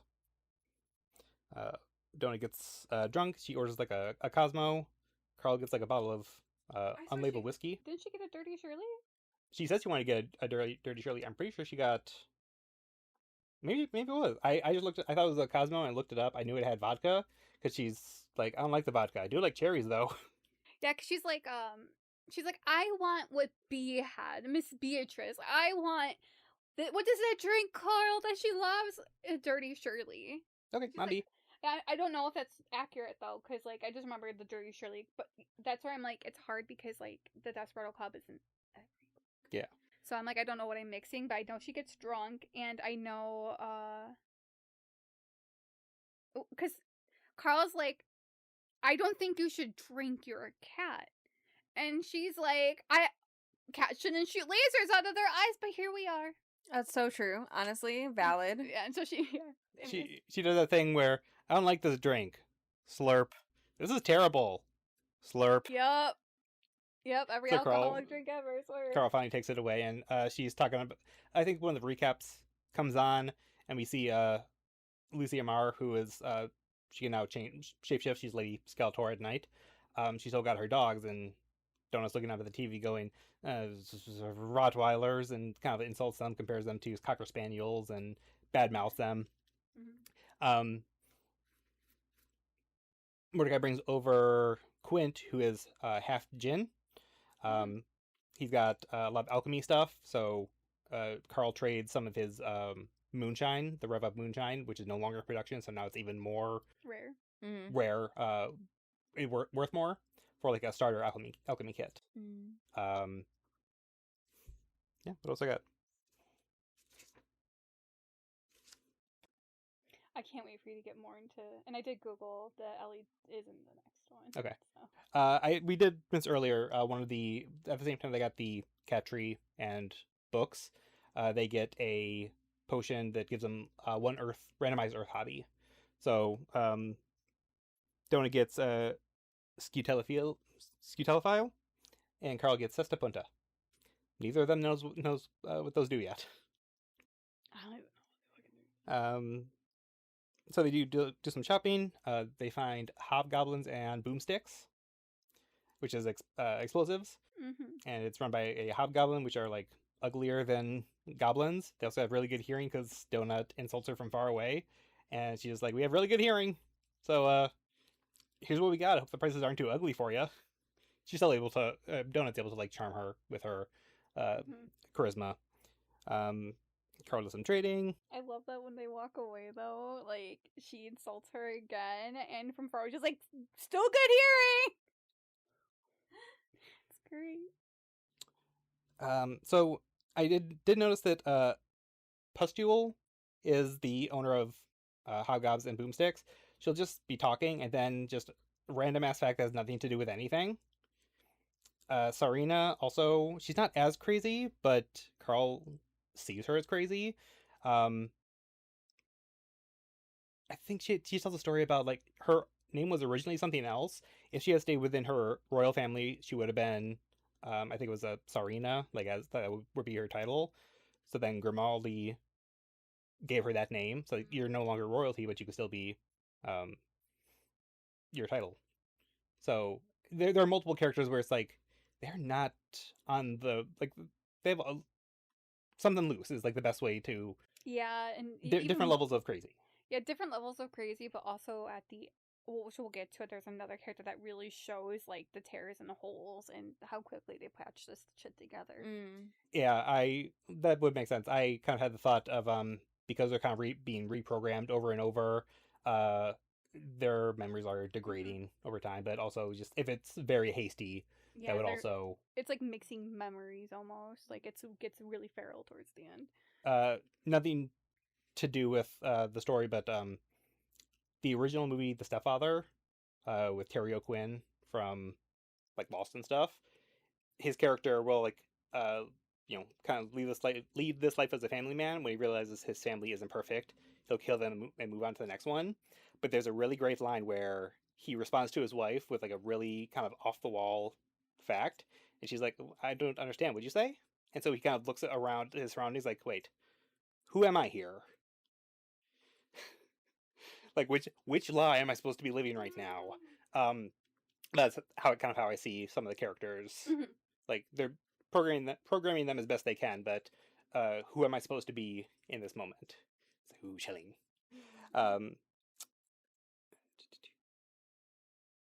So they go to maybe at the Desperado Club or a different safe zone. A lady orc comes up to them, and again, Jeff Hayes is really good because she should have the bottom tusks, so he talks with like a speech impediment. Like she's kind of talking like this, and it's so good. He's so good. But she goes, "Hey, are you guys, adventurers? Are you on a quest?" And Mordecai goes, "No, fuck off." She gets really sad. Well, yeah, because he just wants him to just grind this floor and to just avoid all quests because they're behind technically. Okay. Yeah, and quests they're going to take you away from grinding, which is kind of the point. Is you'll be stuck at a lower level when you get to the next one. It's like you get loot and experience, but you know how like in a lot of MMOs and stuff, the quests are the grid. That's what gives you the most experience. However, the side quests normally don't. This is kind of like opposite, where like the monsters give you the most experience, and the side quests will give you better stuff, but maybe not the experience you need. And because things are timed, you're spending your time talking and trying to gain information rather than just killing and grinding. And the context is this floor's total length is 8 days. In past seasons, they're usually 30 days. Oh, okay. That's how quickly it all is put together. Yeah. I thought, where'd it go? No, you're good. It's me. I'm the problem. Mm-hmm. Anyway, it's gone. So yeah, they find out the orc's name is Gum Gum. She's super sad, and Carl's like, I mean, oh yeah. I kind of want to help her. I know it takes away from our questing time or our killing time. So they go to bed, and Carl comes back out. He sneaks out. She's gone, but Mordecai is there waiting for him, saying, "Get the fuck back to sleep." No, he doesn't say that. But I knew you were gonna do this. Seriously, for once, just take my advice. So Carl goes back to his room. Donut looks down from a cat tree and goes, "So did you talk to her? What'd she say?" He's like, "You know too." He's like, "Yeah, you're kind of predictable." He's giving very dad, like, "Get back to your bed now." But he doesn't say that, but that's what it feels like. All right, so we're gonna do. There's so much to just go through in this book. I encourage, if you've never read this book, I definitely encourage you to read it or listen to it, however your preferred platform is. But for time, we're just gonna do the next two major points, and then yeah. So the next big point that I remember is them going on the show. I don't remember the show's name. Do you know the show's name that they're going on? He was ready. Yeah. Yeah, he is ready. Danger Zone with Ripper Wonton. Who, yes. Even better, the host is a Quokka. The little smiley dude. You know what that is. They're gonna search for this, but and obviously you can fill in the details because I was also in and out. Oh my god, that's so cute! Oh my god, that's the host? Yeah. I love that. Well, they have Hecla on the show too, right? So Hecla, Donut, there is Carl, and then there's somebody else. There's a comedian named Tucker who is human and not funny. Princess Donadia is a squid of some type, and Minasa, who is a Naga, kind of a snake woman, except not really. She's being controlled by a parasite from the Valte Corporation. Okay, and then, so I remember in the Skull Empire, they send a missile or something where they think Carl and Donut are on their location, and I don't remember exactly what happens, but somehow their information was incorrect, and they ended up blowing up the yacht of his wife, and, No, not, I thought it was the queen. Because in the sun. Not quite. No, I think I might have misunderstood, but I understand where you're at. So It's the royal yacht, right? the show is a little more like a political roundtable. Obviously, Carl and Donut don't know enough about the galaxy universe's politics. So when they're asked questions, they still have like really good answers. Donut's like, I don't know, I'm a cat, which gets a laugh out of the audience. Do you want me to do Carl's a portion of Carl's speech? Yep, do it. Um, Because this is the closed. rebel moment. Yeah. Mm-hmm. Yeah, they're talking about the Skull Empire, which the Maestro from the first book is a part of. Blurp, He's actually been blurp. blurp. He's actually been like excommunicated. He's no longer like part of that because of like his failures.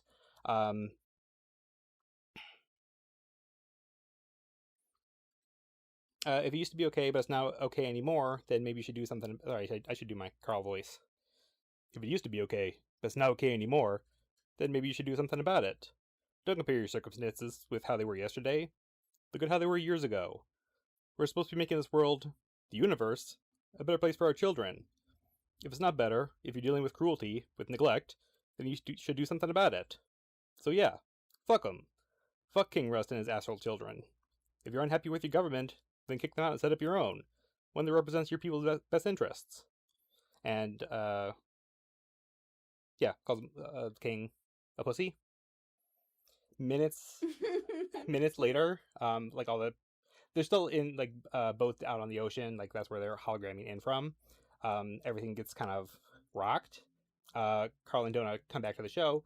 I almost said Nagisa, which is a different character from a different franchise. Minasa doesn't come back, the Snake Woman. And they break in with breaking news, her boat was attacked. Now I'm just jumping back a little bit. Before they go on the show, they're investigating Gum Gum the orc. They find her dead. But before that, they do accept a quest from her. She's finding dead sex workers all around town, and no one seems to care. That's the quill. Yeah, so then they find Gum Gum's body with a note on it they can't read. They go on this...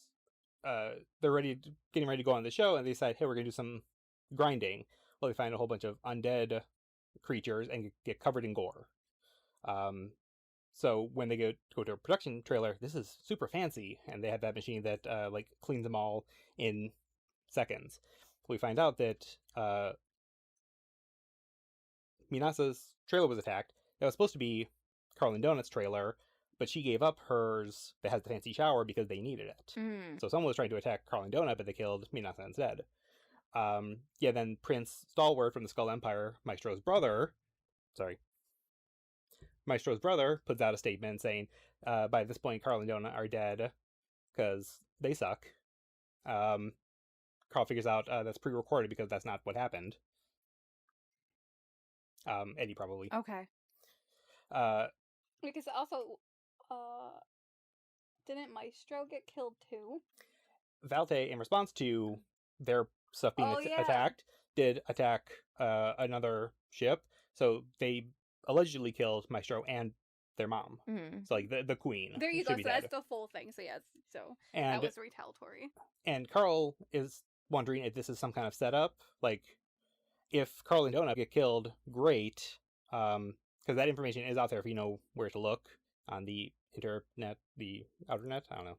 The outer net. I love that. But if not, then they have just... Valte is now attacking the Skull Empire. Valte now cannot... They don't have the time to go after Borant for their, like, the debt that they have. And Borant has more time to get the money. So he's wondering if this is all, like, a setup. To our head.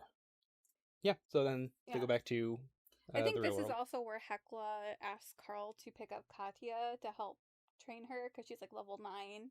Yeah, she's part of Brynhild's daughters, but Brynhild? Her level is too low, and hey, could you just help her grind? Like, you seem to be good people. Because they're closer to her than Hecla is. And Donut's like, yeah, we can do that. And I'm like, for real, at this part, I'm like, Donut's gonna do something so sus to Katya. Like, I don't even know, but I was so sus. But this is another growing moment, because they do end up finding Katya. And, I'll say she does play a small role in this book, but they find Katya. She does not look right when they find her. Like, her eyes are up here, her jaws are disformed. She's a shapeshifter, but she has to manually shift her body into what she thinks something looks like, so it hurts very much. That's crazy. She's Yeah. a doppelganger. Doppelganger. Like, Oh, it okay. says that she's human, but no, she needs to like form her face. But also, I think the mirror in the bathroom won't work on her, or there is no mirror, so she is doing the best she can. Yeah, with what she's there's got. mirrors, but there's something with the mirrors that Yeah. don't let her do it, because she returns to her normal state when she's in the bathrooms and somewhere else. And it's only on this floor because Carl had a piece of a shard of mirror from the gym on the second level that works on her, so she can use that to kind of fix her face a little bit. Mhm. And also, again, Jeff Hayes doing like a little impediment because her mouth isn't quite right. Yeah, her jaw is like fucked up. But then when she fixes it, it's like it's normal again. Yeah. But yeah, so they find Katya, they get her into a safe room, and I don't think there's really much more with Katya other than he's like, oh god, you're level 9, and towards the end he will put he'll put her in responsible for the detonator. But skipping ahead of all that, after finding Katya, they're trying to figure out what's going on with the Sex workers. sex workers, yeah. And I do love this because, like, there's one worker that because, like, the quest isn't to put an end to it, it's find out what happened. That's the quest. Just investigate. Like, you don't even Mhm. have to, like, solve it, fix it, just investigate it. And I don't know the first name, but I think it's Mayor Quill. Are they skyfowls too? Like them and they're in a settlement full of skyfowls. They are in Carl and Donut are in a safe room. They're looking at that mysterious note, and they're looking at it. It's got blood stained on it from Gum Gum, and Carl says, "We'll figure out who did this. Like, we are going to complete this quest for Gum Gum." And a body hits the roof. When they see it the next day, it's got scrawled in its back, "No, you won't." That's insane work. So they go to the magistrate of the Skyfowl, but they can only talk to Miss Quill, the assistant, who is just a big fan of Beanie Babies. Yeah, yeah. Yeah, what can I continue on from there? Yes, well, yeah, so, like, all I remember really is, like, I don't know I read it, but I don't remember the full gist, but I know I know Carl kills the magistrate and Quill, and then he gets the whole title shift of he's the magistrate of the Skyfall, so he owns the city technically now. So the overcity, he's the magistrate of it. Not that they even really pay too much attention to the magistrate there. Like, they don't do anything the magistrate fucking says. So, like, Carl, it's just a title at that point and maybe a loot box. I think he thought that Quill was the ringleader of the sex workers, because what they were doing is, one of the women, they dragged her. I think she was supposed to go have fun in, like, the hunting grounds, and an elf promised her to go, that they were going to take her to the hunting grounds. Instead, a bunch of women got put into this room and they were taken by Quill. Mm-hmm. And then they turn into monsters that do their bidding at night. And that's a whole funny portion. She's like, Carl's like, "You're a prostitute?" And she's like, "Yeah, and if you got a problem with it, fuck you. I've stabbed men for less." Well, and I love that whole thing, because, like, it's another situation like Heather, where she's like, just kill me, because I will just turn into another monster at the end of the night, and I don't want that. But he's trying to get the story out of her as to, like, why this started, like, everything like that.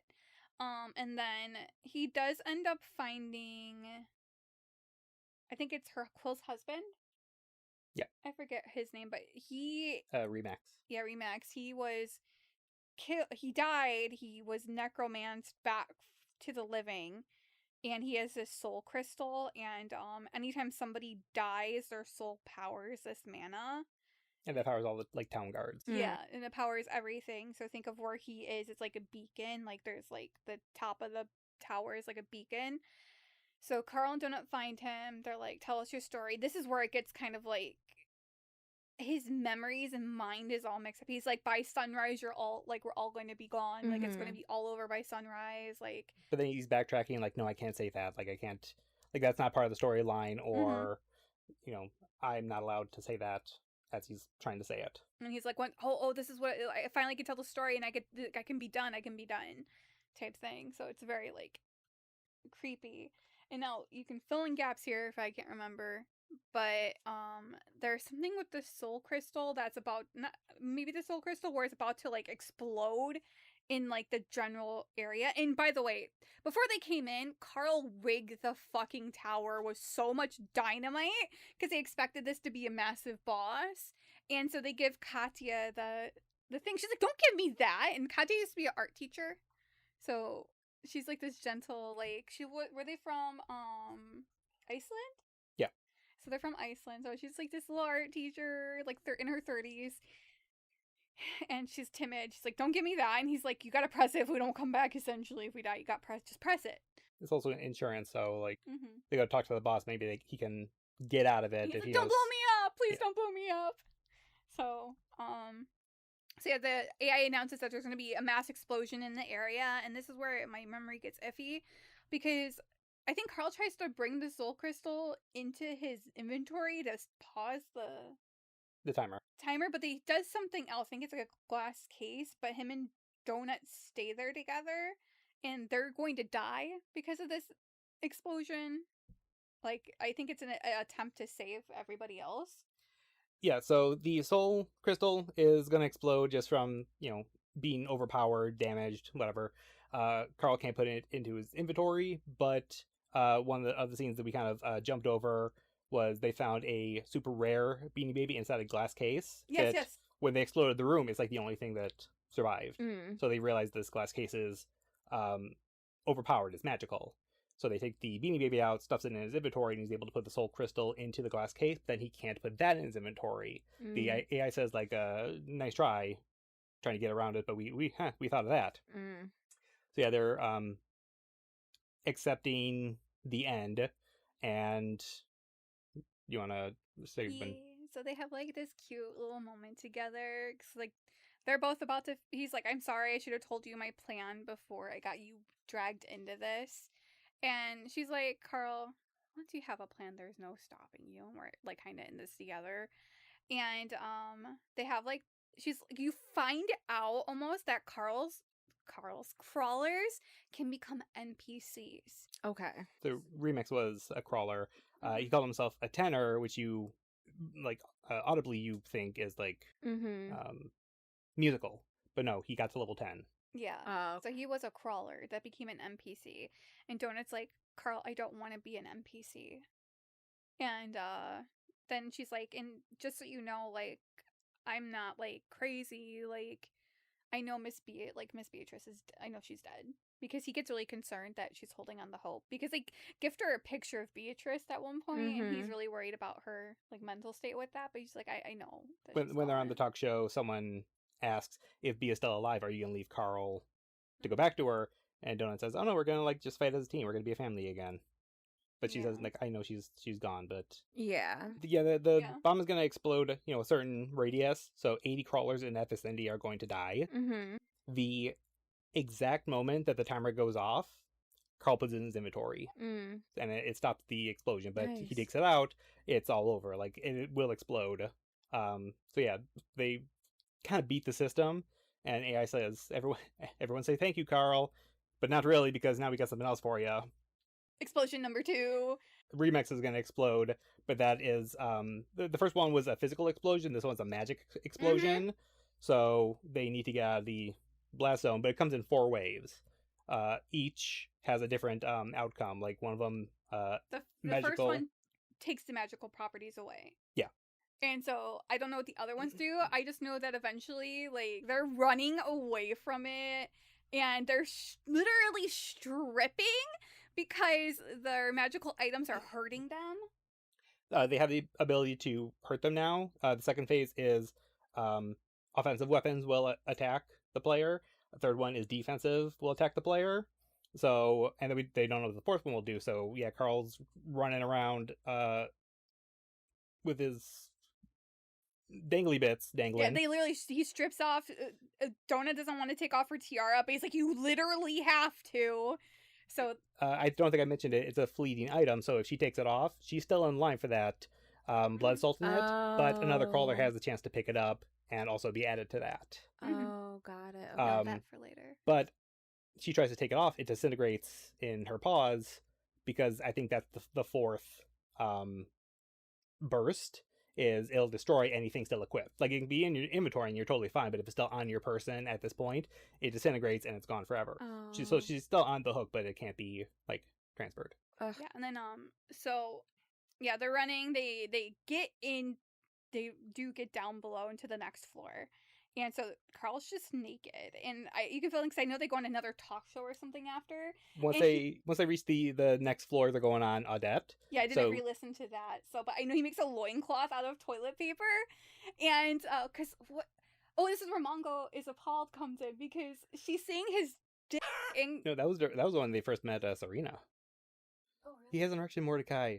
It was very inappropriate. Mongo's appalled. Okay, that's crazy. Oh yeah, so because Donut freaks out by seeing like just not freaks out, but it's like Carl, like I literally like what are you doing standing there naked? They can't use their inventory when they're in like production stuff, Mm. for safety reasons. So he can't just re-equip his boxers. Yeah, so he makes a loincloth out of toilet paper and goes on the show. But you can film the show because I totally I didn't re-listen to get to that far. Yeah, I got some stuff there. What's in here? I love that me trying to be organized became more chaotic in the end. I think that's mostly where they meet Tiger Man, Batista. Oh yeah, Batista. Okay, a side note, Batista, he is the additional member of the crawlers that they found dead by the lemurs, and Carl messed up his quest by killing Quill and the magistrate, and he's like, it's cool. And then Carl's like, yeah, I killed everybody in the circus because the circus is torn. Then not killed everybody in the circus, but basically he's the reason. Them. Yeah, so finished the circus thing. It got torn down.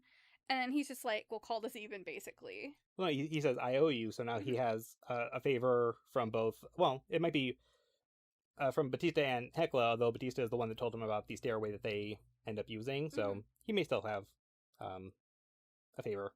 Yeah. And he's like a Tiger Man, so... They call him like I think they make a reference to like the cat, the superhero cats, the... Thundercats. Thundercats. Like a rejected Thundercat. Mm-hmm. Something I did want to just bring up real quick. Donut thinks that he looks terrible as a Tiger Man. They know that Katya is a doppelganger, but they didn't quite tell her exactly what that entails. And then there's one of Batista's family members was a tree person. So Carl starts to think, like, are there some guys out there giving them bad... And then Frank Q, like, their guy told them, you need to kill people to, like, level up. So are there some rogue guild leaders out there giving people bad advice? Like, is Mordecai on the up and up? And I have also put together, did making him a manager rather than a guild leader break him of that spell? Like, if he was still their guild leader, would he be trying to screw them over because that's what the system's trying to do? I don't know. I haven't gotten that far yet. But then also, Carla said, like, the system AI is fucking up a lot. Like, Katya's a doppelganger, but it says she's a human. Some of the characters acting, like, really crazy, and there's a couple other things that don't fully make sense. Like, it's glitching, basically. Yeah. So yeah, they get to the show, and right before they walk through the door to Odette's show, he tells Katya to hit that detonator. It might not work. It's magic. Magic is really funky because of the spell bursting right now. But hit it anyway. Let's see what happens. And everyone involved with that whole area should have gotten a platinum box. Oh, yeah. But Borant blocked it, I saying, think they're like... supposed to get celestial boxes. Yes. That But, was, yeah. which are super the huge. best boxes ever. The best. No. But Boren blocks it. It goes to court and gets overturned, but Boren gets like one overrule a season, so they use it to block everyone from getting these special boxes. Is it because they didn't want to pay the taxes on it or something? They Yeah, didn't want to pay the fees for it. Yeah, they are highly expensive. The most given out at one time was 18, or like for one floor was 18. This would have been 83. But one person is able to open their box, and only that one person. Luckily, though, that detonator does go off, and Carl, Donut, Katya get the experience. So I know they are like 26, 27. Katya jumps from level 9 to 21. Hell yeah. Yeah. And she's not used to being on a talk show. She's very uncomfortable, but she rolls. They let her on that one. Yeah, she rolls with it. I think Mongo's there too because he's chill now. Do they let Mongo on? I think so. Okay, good.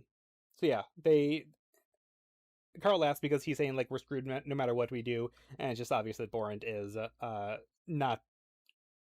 They're playing by the rules just outside the lines, and I'm sure it's going to come back to Beckman. Yes, but then they get to the leaderboard. Like as of right now, these are unofficial, the top players. Lucia Mar, who has the 2 dogs, Hecla, Pripotente, Florin, Miriam Dom. She has a bunch of goats. She's only been mentioned as the woman who walked in with 15 goats and kept them alive for a good long time. Mm-hmm. Carl, Donut, Ifechi, we don't know who he is yet, Lee Jun, who is one of the other panelists from the Maestro show, and the last one is El Megib, the 99-year-old woman from the Meadowlark group. Ellie McGibbons! She is the 10th biggest player right now. Where's it going with this? They're probably like, what the hell? Like, that's all their brain is like, what the hell? McGibbon, she's 99! Yeah, Brandon messages at some point saying, yeah, we're still trying to pick the class, because if they can choose a different, or the race, if they can choose a different race, a lot of their problems will get healed. Like, they can walk, their memories are intact, but a lot of them don't want to change. They don't want to change who they are, which is a big problem. Oh. Imagine your age changes. You're probably like... Your age, you're like... Yeah, like you're rejuvenating, basically. Because think of me, like 30-something. If I became an elf, I'd be a baby. Yeah. Which also leads into Daniel Batista at one point. He's regretting changing into a tiger because he says, how can we get into heaven if God doesn't recognize us? Oh my god. I forgot about that. That's deep as shit. Yeah. So the show ends, and Odette's like, hey, Carl, I want to talk to you alone for a second. And she says that she feels like Hecla is playing some kind of game. Like, oh yeah, she wants Katya to level up and stuff, but Odette feels like Hecla is aiming to get Donut on her team because then she gets more guys as a manager. By Hecla. Yeah, I mean, she's a Norse Amazonian woman who is the second biggest player right now. She doesn't think Katya's in on it, but just, hey, stay on your toes. Because I don't know what's going to happen after this. No one knows what's going to happen. It's like basically don't trust anybody until you know their motives. Yeah. Yeah, she says that in the first one, so he comes back with like, hey, what's your motive? Why are you telling me all this? And she was basically, you are like super valuable right now. I got you when you were cheap because you were like popular. You did some crazy ass things. So I'm trying to keep my ratings up, just, being honest here. And then in the leaderboard, there are also numbers next to everyone's, like, here's their racing class, here's their level right now. And Carl asks, what are those numbers next to all our names? Oh, that's your bounty. They get bounties when they're on the leaderboard. Yeah. So, like, I'm giving you this information because I want you alive. Not because, I mean, I like you and stuff, but it's for my own purposes. I'm just being honest here, which... Worth money. I think that's where it ends.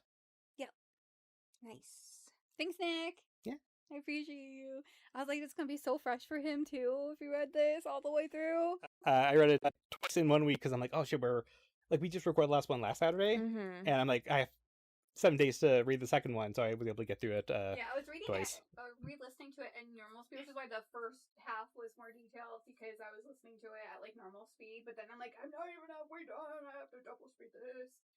Because I'm like, gosh, there's so much, but it's phenomenal. I will say, right now, I feel like every book just gets better, but I will say the third book, it's a point of contention because a lot of people do not agree, but I think the third book is still one of my favorites. Nice. So much, like, character growth and stuff in book 3.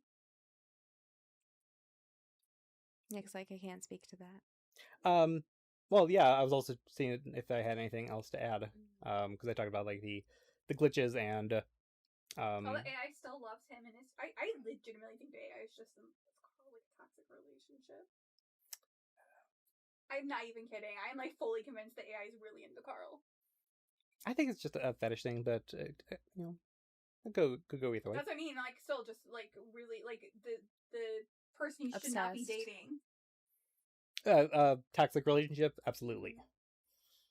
I mean, it's basically do what I want. It's a kind of a sugar daddy situation. Like, keep them piggies out, and I'll keep giving you some good shit. He's being so objectified. Yeah. Poor Carl. Poor baby. Wow. I don't want to be objectified. Sexy baby. Alrighty. With that, I'm gonna remind the yappers to keep on yapping. Yeah, yap it out, guys. I don't practice dungeon crawling. My name ain't Carl. I'm yapping with my co-host, and I enjoy it all. The fact that you just pulled that out of your ass right here, right now, beautiful. Beautiful work. I'm pretty good with, like, if I'm coming up with a song on the fly, or just, you know, kind of a parodying a song that has nothing to do with the original in a non Weird Al way. I think I can usually, like, hit the syllable. Yeah. I had another one on hand, but I didn't write it down, so I'll need to come up with it before the next one. You got this. You got this. The bard of our group. Right. Bye. Bye.